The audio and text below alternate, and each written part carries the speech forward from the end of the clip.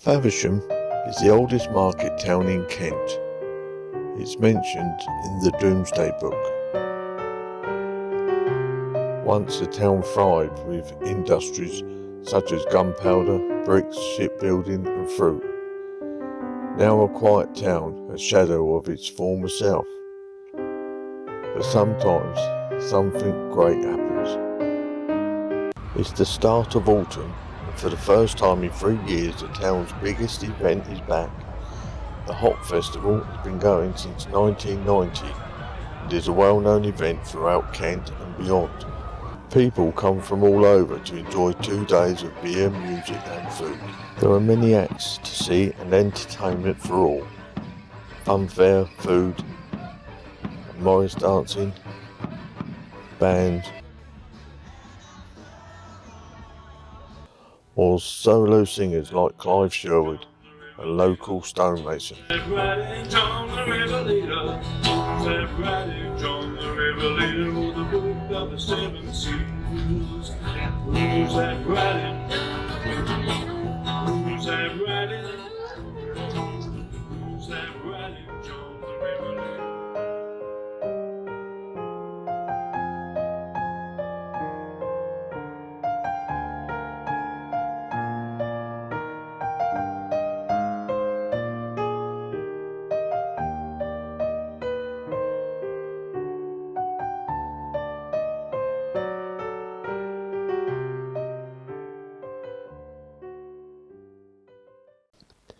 Sadly, a few days later, Faversham and the whole country find out the Queen has passed away.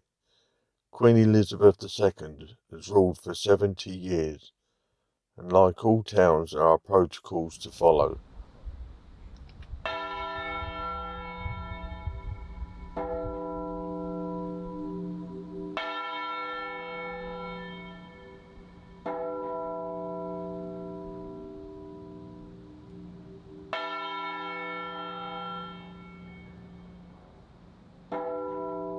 Bells toll the following morning. We spoke to Stuart Palin, a local bell ringer, who explains about the muffled sound. On one side of the clap there's a leather pad which makes it a much softer strike, which gives you that dull sort of echoey sound. And someone had to get up and do that? We did that just beforehand. Again, we may have to take them off for Sunday or Saturday or Sunday, because that will be Proclamation Day and the bells will rung open on Proclamation Day, right. And then they'll be back into the muffled until the state funeral sort of thing. So, oh right. So at some point we've got between sort of tomorrow morning or Sunday morning, we've got to whip the muffles off so we can ring open for His Majesty and then muffle again for Her Majesty. The proclamation is read by the Mayor, Trevor Martin. Councillor Trevor Martin will read the proclamation. We have all been greatly saddened by the death of Her Majesty Queen Elizabeth II after the longest reign in our nation's history and a lifetime of selfless, devoted service to our country and to the Commonwealth.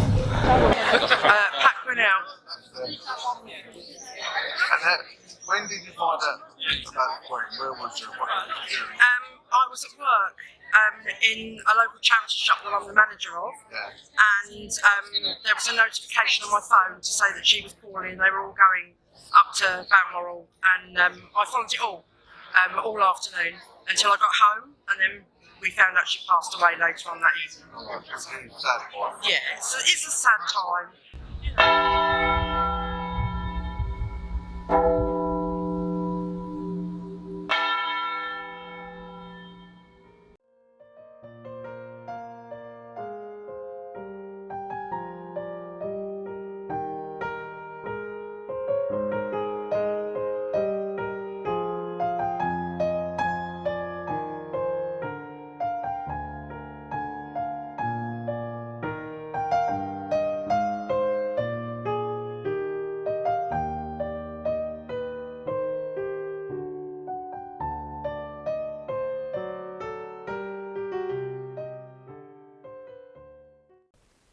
The first Sunday of the month there is an antique fair.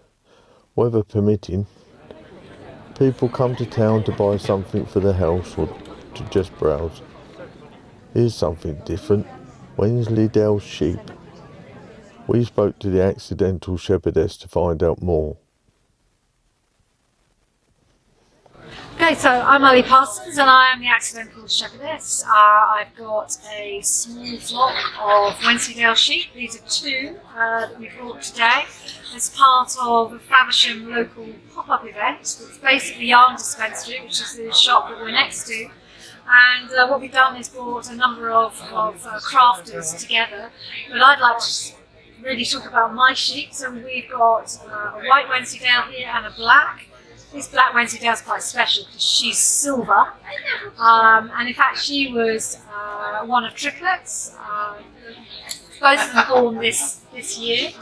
And the great thing about Wensleydale is that they've got the finest fleece literally in the world. It's fine because of its incredibly long staple, and it's a lustrous fibre. So I'm just going to get So what we do is we share them once a year, and we produce, I send away, not locally I'm afraid, I send my fleece away to the borders of Scotland, and produce this lovely yarn. Now this year's collection is all about Faversham Creek, and you probably are aware that back in the 1750s Faversham was the largest exporter of wool in the country, and so we've done a little bit of research and found the sailing hoys, the barges, some names of those that we know that were operating at that time. And I've kind of put the two and two together and sort of yeah, they may well have been carrying wool at the time, so I've named them after the boats. So we've got Oliphant, we've got the Ruffler, we've got Dorothy, we've got William, and we've got Margaret. And all of those we can see the sacks of wool that they were carrying at that time. Kind of fun, make the connection to our local area, but with some beautiful, beautiful yarn. So we've got 10 local artisans here. We stock them all and work with them all as a shop on a small scale. But after the pandemic, it's really important that people come back to buy local and appreciate where things have come from. And it would have been it is our 7th birthday this year as a shop, which in a marital situation would be the wool anniversary. So I thought that'll do. Let's have a year of partying and all things woolly. So I've invited all these Kent-based makers to have pop-up shops here this weekend. And you've met the sheep outside, and to just showcase everything that they do. And it's a real celebration of local and what we've got here in and around Faversham and in the Kent area. We've got Victoria Marchant, who's a knitwear designer. So all patterns are size inclusive, and she's helping make sure that everyone can make something, because everyone is valuable deserves something. Absolutely. Is it easy to knit? Once you know how, yes. Learning how to knit, that's a different question. It's all 2 stitches, knitting and purling. If you can knit and purl, you can do anything, pretty much. Yes, almost. When you go back, looking in the past, in your nan or even your mum, have been knitting, but you don't see that so much now. Is it a dying thing? Huge community. No. We're a huge community. I think it's just not as integral to everyday life as it used to be. You know, if you go back far enough, you couldn't go to Primark and buy a jumper. You had to knit it yourself. So in those days, you would see people doing it because they had to do it in order to have the clothes they needed to, get through the cold winters without central heating. Whereas now we have so many more modern luxuries and so much access to fast fashion. We don't need to knit our own clothes, but there is a huge community of people who prefer to for various reasons. Some of them are fit, some of them just prefer to have that level of control over what they're wearing, and some people just really enjoy the process. It's a hobby and a means of producing your own wardrobe, it's just lovely. What's the difference between weaving and knitting? Is it? Well, weaving's on a loom. It's on a loom. So you can start something like this. It's on a small tapestry loom. I do the rest of these on a floor loom, which is a Japanese construction, which is a beautiful wooden piece of equipment. Yeah. But you have the beat, which is what you more traditionally think of as weaving. Right. Back and forward with a shuckle. Yeah. You have a foot pedal that raise and lower the reeds, and so then that opens your shed, and then you weave through it. The nice thing about the Japanese loom is you can use more of the arts. Yeah. Like these, you can use more of the bumpy art threads rather than just commercial threads as well. And how long did it take you to learn weaving? Oh, it took me a good couple of years to learn to weave decently. Yeah. I've been just about 8 years now. She's a hand dyer, and you can see all her hand dyed yarns here. And you're not in Canterbury, are you? Birchington. Birchington, yeah? How do you dye wool then? Stick it in. Yeah, so you need, apart from the wool, you need the colour, you need some acid or something to make it stick, and you need heat. So you kind of combination of those three things, and you can make all the different colours that you like. Question for you then, this is a B&Q question, because if you go to B&Q, wallpaper as well, but paint, you buy a certain batch number, you get another batch number, and it's not quite the same. Yeah, so hand dyed yarn, because of that and because of the process, they'll all be slightly different. They're never exactly the same. Right. So if you want a yarn that's exactly the same, you wouldn't buy a hand dye, you'd buy a commercial yarn, which is also beautiful as well. Or buy the whole lot that you've just done. Or make sure you buy enough. What's the process of it? You have to boil it or? Yeah, or simmer it. So you soak it, and then you put your colour and your acid onto it and heat it up in some way. So some people would do that in water, some people would do it in a microwave or in an oven. There's lots of different ways you can do it. So how have you got them bits in it? So the coloured parts are a different yarn. So this is a merino, and this is a Donegal nip. So that would come like that. So then I would put the colour on underneath. And there's other ones as well. But you can do that in a dyeing process yourself. Yeah. And you kind of put like resists and things into the dye to It's like tie dye, but basically, but on yarn. Yep. So the flex, and that's they don't take the colour. Yeah. So we've got Lisa, who is a screen printer, an artist. So she designs all the prints have been designed by Lisa, and then printed onto the fabric, and then the products are made. And I'll let her talk to you a bit more about that process. Right, how do you do it? Well, I start with a design, just a hand-drawn design. Oh, and they're all your own my own designs, designs, yeah. So I don't use a computer, I do it with my hand.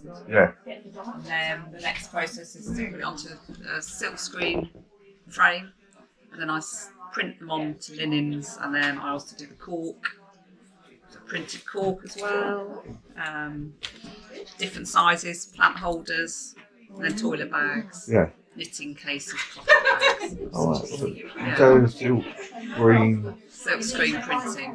Yeah. What does I that do involve? that at Print Block in Graveney, so not too far away. Mansell Farm, there's a print facility up there, so I do all my printing there. Oh, right. Yeah. Was it a big thing?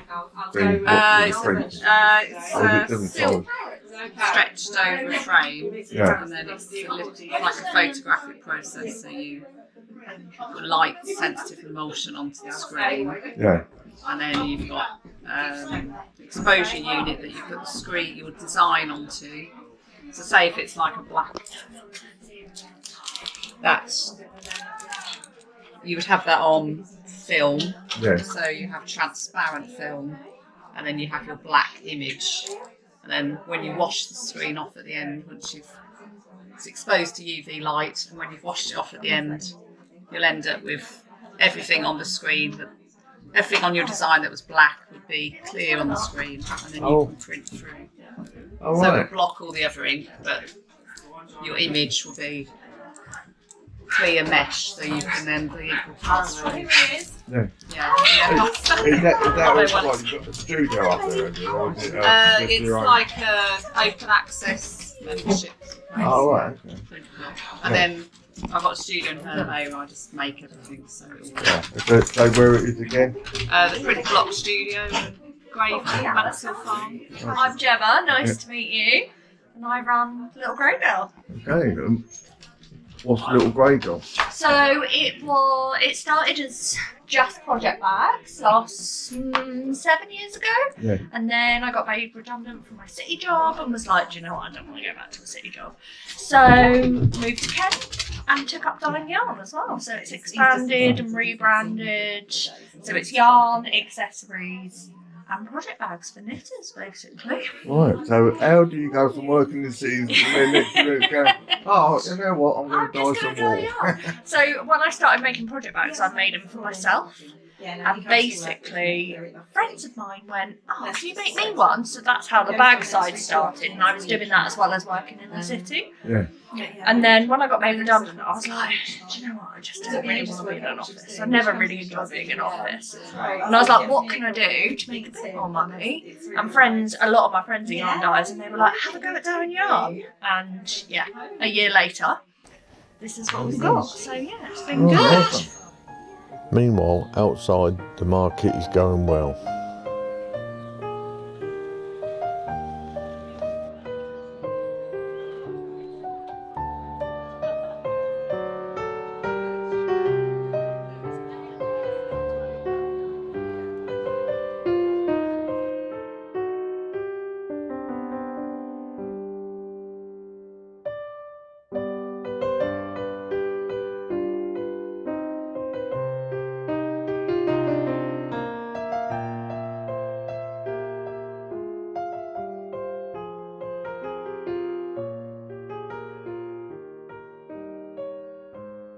October brings the Carnival, which is another popular event for all the family.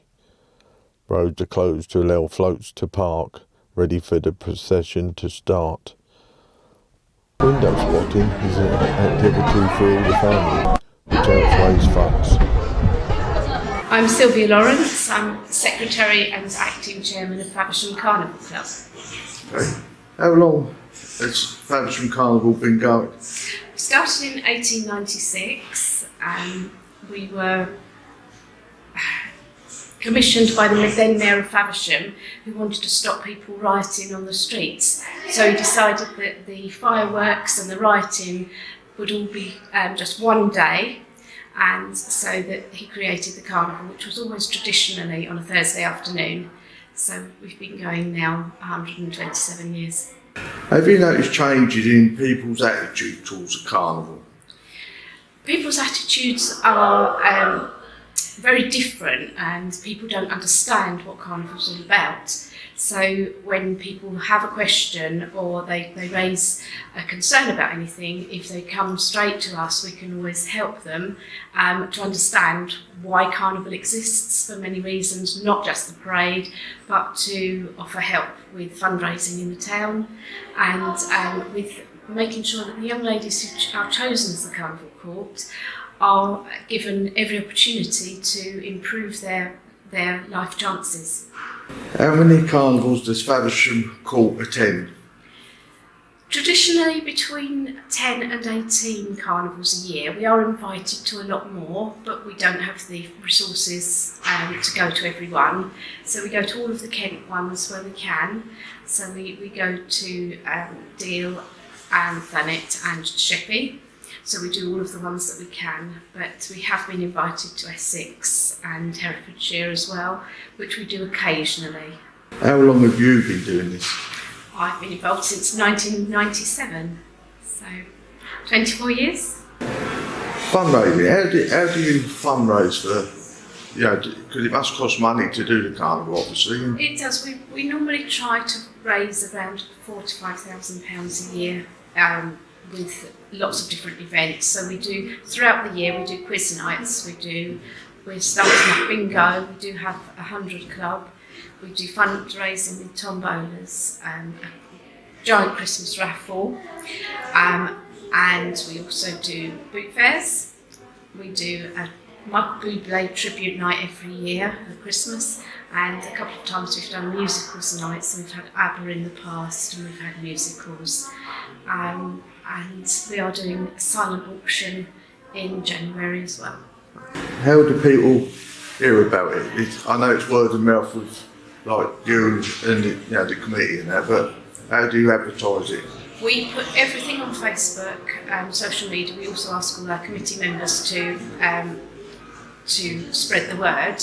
We do try to get it in the local council have now got a new community awareness person who will actually promote everything for us as well. And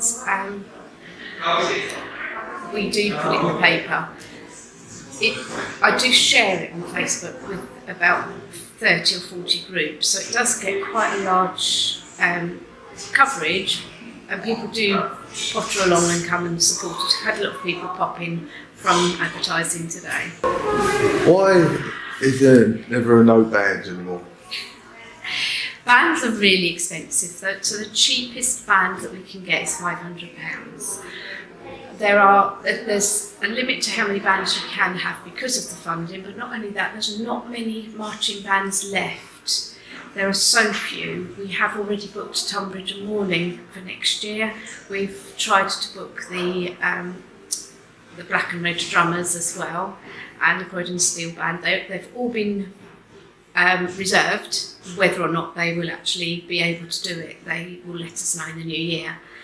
But if we wanted, for instance, Essex Marching Band, we're talking of £1,500 for one band, and we just don't have the funding.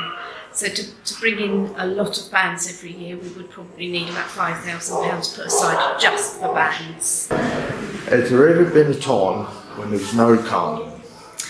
Yes, in 2020, because of COVID, there was no carnival in Faversham from 1939 to 1950. We restarted in 1950, but during the time at the end of the war up to 1949, the North Preston estate had their own little carnival, so it was the Brent's Carnival. So there was something going on in the town just after the war. So I think 3 or 4 years they did something over there, but it wasn't a main carnival around all of the streets. But yes, so that's the only break. 1 year the carnival got cancelled, but took place 6 weeks later because of the hurricane that we had in 1987. What is the most floats there's ever been in your time? Since I've been doing it, we generally have about 60 entries a year. Not all of them are floats, but the most I've ever had while I've been here is about 75. So not that many have dropped out. But this year, it was an amazing carnival this year, but there wasn't as many as we normally have. But every single entry had fantastic quality, including yours. Is Faversham the only Kent nighttime carnival?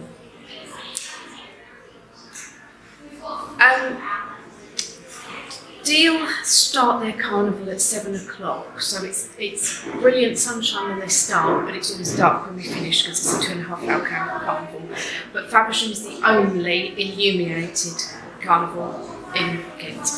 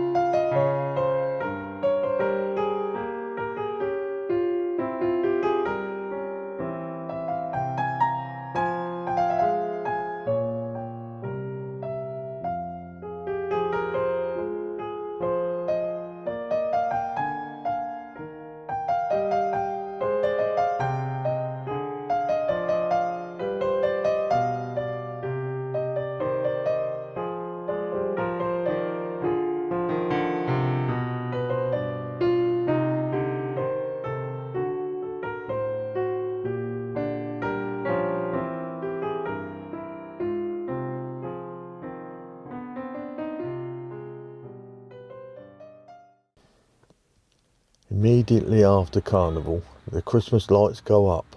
Each year, for about 5 weeks, volunteers put up the lights for all to enjoy. This is done in all weathers, and this year there were 3 weeks with torrential rain. But the volunteers battled on, ready for the big switch on. We spoke to the chairman of the Faversham Christmas Lights, Steve Sherlock. Steve Sherlock. I'm the chairman of the Faversham Christmas Lights. How long have you been doing that? 40 years this year. 40 years this year? 40 years this year. Yeah. 83. 83, yeah. This is our 40th display, and next June will be actually 40 years of the Christmas lights. Yeah. How did it all come about? Started off with Ken Neame, who was the mayor. He was offered money by Swale Council to get Christmas lights in Faversham, but he got to organise it properly with a proper committee and set it up just about right. And he did an open invitation to the Guildhall here for a meeting on the 23rd of June 1983. A lovely summer's evening. I've been friends of Ken for years, and I thought I ought to go along just to keep him company, because I thought perhaps he'd be on his own. But 15 of us turned up, and he formed the committee there and then, and he and I are the only 2 surviving members of the original committee, sort of thing. And not saying that everyone has died, but others have left, and we've just still carried on. Yeah. How many weeks did it take to put them up? We do 5 whole Sundays, a few evenings, but also before that we do several evenings through August, September, repairing them and making sure they all work and so forth in the workshop before they go up. You're out here today with the stock effective fundraising. Is that your main source of fundraising? It is, and obviously switch on day with collecting tins, and we also hold a race night once a year to raise funds for the Christmas lights, which is usually earlier in the year. It'll be March 2023. How do people know about it, apart from the lights switching on in the store? Because you don't do the store all year, do you? No. Most of our advertising these days is through Facebook page. Yeah. So you've got your own page? Yes, and our own website. So. Yes. On the website as well? Yes, website. Yeah. And how many bulbs do you reckon you're putting up this year? I think it's in the region of just on 2,000.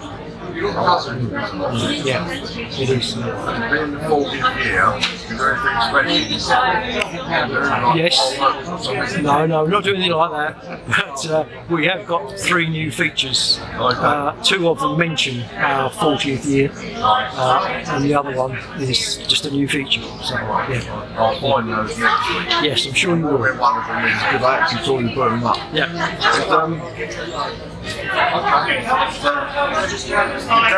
Is there a lot of support for it? I mean, looking here, the store, there's loads of people. The public are very supportive of us, and we've got a band of 15 volunteers that actually put them up. We're always welcome to more volunteers if you don't mind working in all weathers and in all conditions. The power thing we got on at the moment with electric. Yes. Are you going to find it hard this year? Or harder? Not this year, I don't think, because with good money management over the years, we've sort of saved up towards this year, particularly. And to be honest, this year is virtually paid for. So the money we're raising really now is for the future, if you like. So, but we know it's going to be expensive, and we're braced for it, sort of thing. The only problem is we know it's going to be X pence per unit this time, but who knows? Next week it could be Y amount, so we just don't know. What about the greenhouse gas? Well, we've done our best to keep our footprint down because everything is now LED. There are none of the old expensive bulbs to run or anything like that. It's all LED, the whole tank. And in actual fact, our electricity bill is not a lot more than it was 40 years ago because we had the old incandescent bulbs, which are very expensive to run. And pro rata, we're probably not spending more than we were all those years ago because we've reduced the amount we use. So I've got to ask, like, these gremlins, every year there's gremlins in the night. Will they be here this year? there may be 1 or 2. Yeah, the worst gremlins are on switch on night when they don't seem to switch on the first couple of times. We've never been able to work that out why, really. But must be the one that's in the that's right. We're wait and see. Yes, we make sure that people see the lights because they tell us which bit's not working. Is there anyone special going to turn them on this year? There will be somebody special turning them on. Right. Yes. Okay. Yeah. Okay.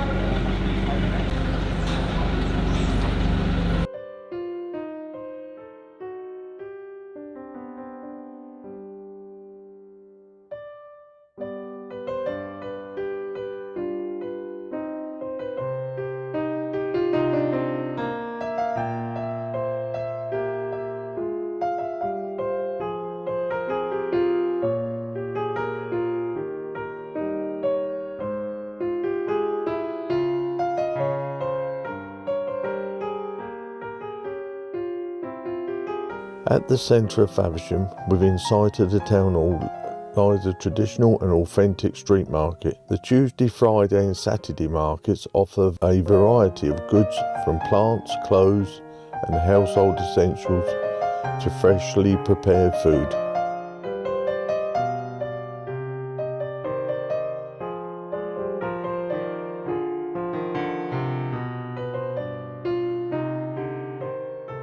Also, the first and third Saturday is Best of Faversham, situated up Preston Street, and sometimes something different turns up.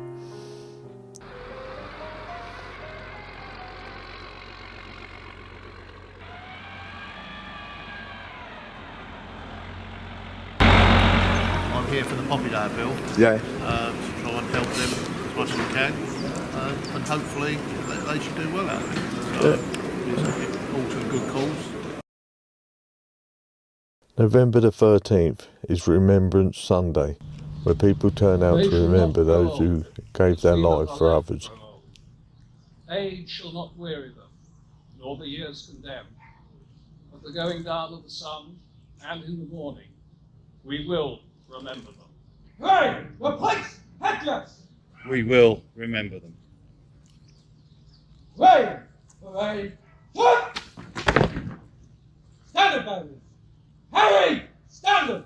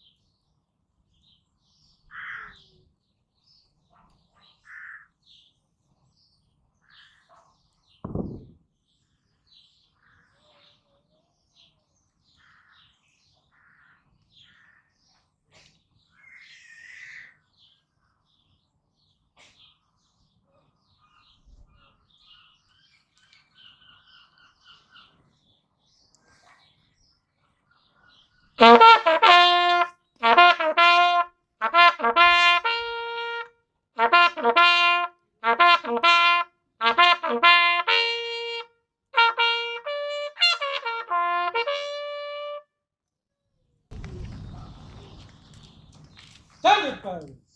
Order! Standard!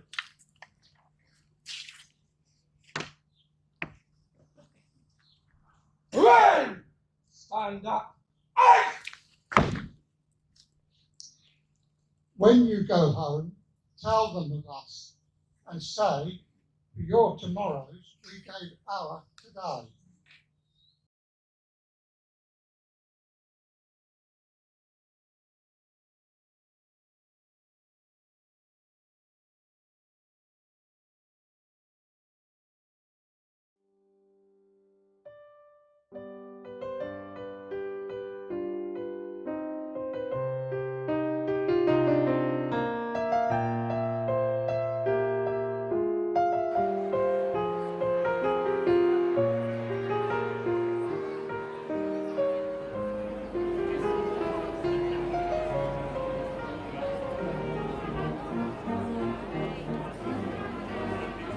As autumn comes to a close, the big switch on is here at last.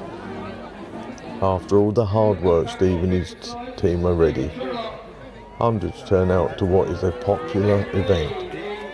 Another favourite is the Faversham Mission Brass Band, who are playing Christmas songs as everyone waits for the countdown. Martin, here they are for you. Give them a big cheer. Thank you. Hello, daughter boys, mums and dads, and all the rest of the family. Thank you for coming out to the Christmas light switch on today. Wonderful to see so many of you here. Can I first of all introduce Ken Nan, who was Mayor of Faversham back in 1983 when the Faversham Christmas lights first started in Faversham. And so I think he'd like to say a few words for you before we try and switch them on. Thank you. Thank you, Steve. 40 years ago, when I was there, I felt that Faversham lacked having any Christmas lights when all the other towns around us did. So we set about doing something about it. In the first year, we had strands of lights, and from there, this is where we are today with our displays. The only two people that started on that first committee were our chairman, Steve Sherlock, and myself, your president. And I feel that Steve has led the committee, I think it's 35 years as chairman, and a debt of gratitude is owed to him. So thank you very much, Steve.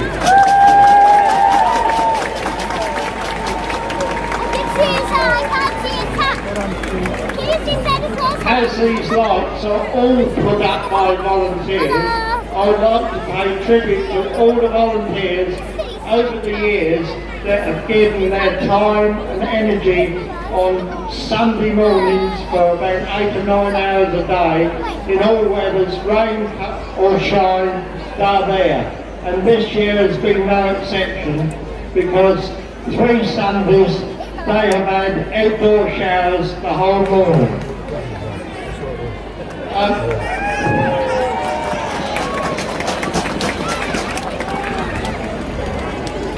So, without saying anything further, thank you very much for turning up.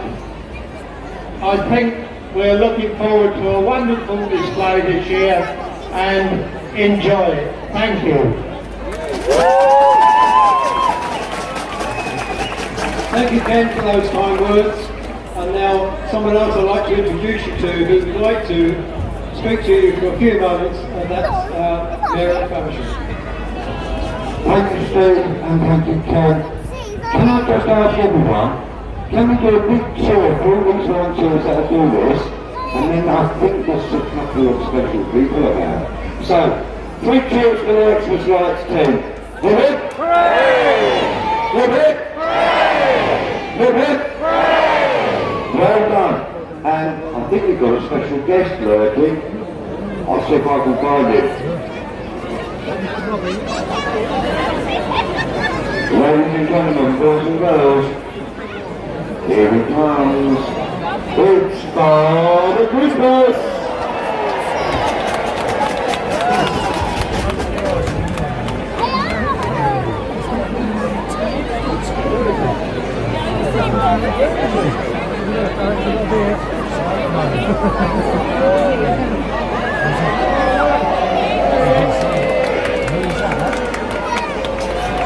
Welcome, Father Christmas. The very busy man at this time of year, but he's taken the time to be here with us today. Thank you for coming, Father Christmas. And I'm sure you'd like to talk to some of the youngsters later on. Good. Right, now, we've heard that the Christmas lights have gone up for 40 years. We've heard they've been put up in the rain, and now we've got to try and switch them on. Just hope they go the first time, that's all. Does anyone play computer games? Yeah?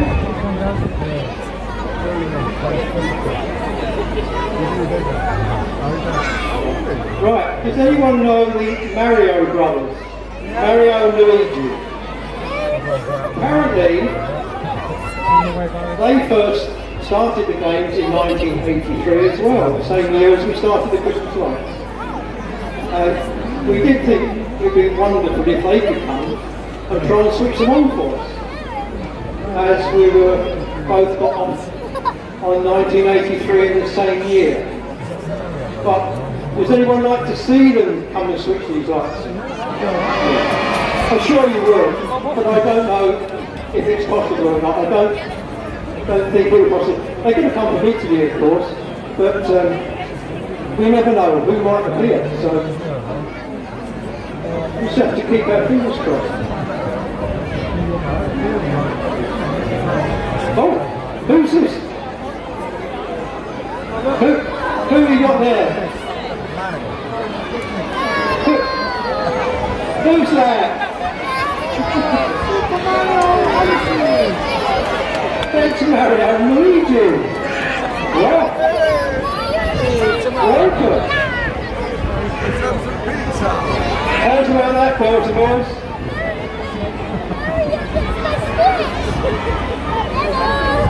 So as they're here, shall we ask them to try and switch the lights on for us?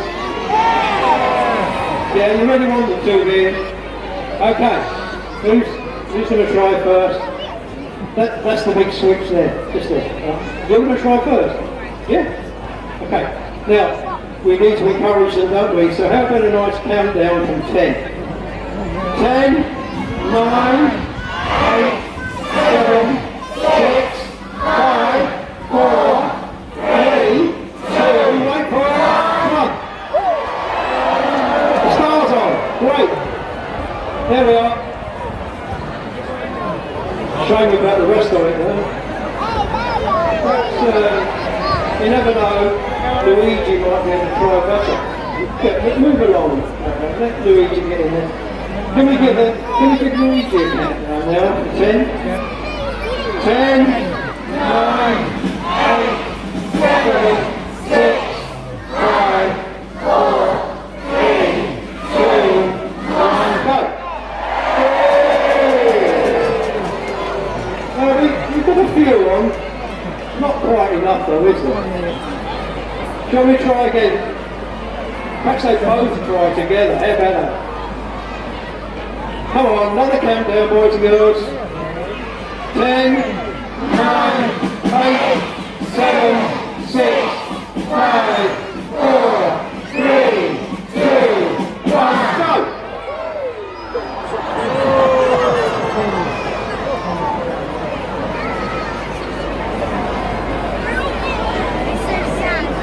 Right.